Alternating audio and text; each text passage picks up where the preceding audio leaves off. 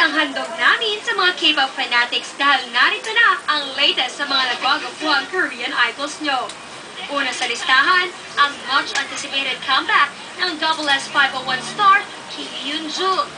Recently, the Korean heartthrob shared a picture of his rehearsals para sa upcoming single niyang Breakdown.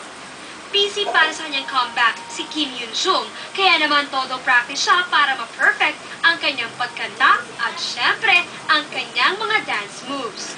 His first solo album will hit stores early this June. And from an exciting comeback, heto naman ang latest Korean multimedia star, Rain.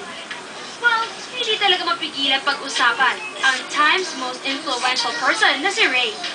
Dahil kahit suot niya, hot topic agad online.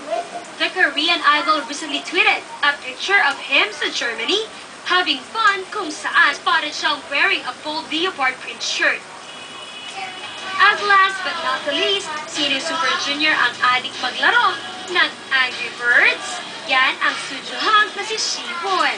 Kitang-kita ang pagkahumaling ni Siwon sa larong Angry Birds as he tweeted a pic na ginagaya ang ekspresyon nito kahapon. Ayon kay Siwon, ang angry pic niya ay special gift sa kanyang mga followers na nagsabi naman na sobrang cute ni Angry Siwon. Angry Birds daw talaga, pero syempre happy birds naman.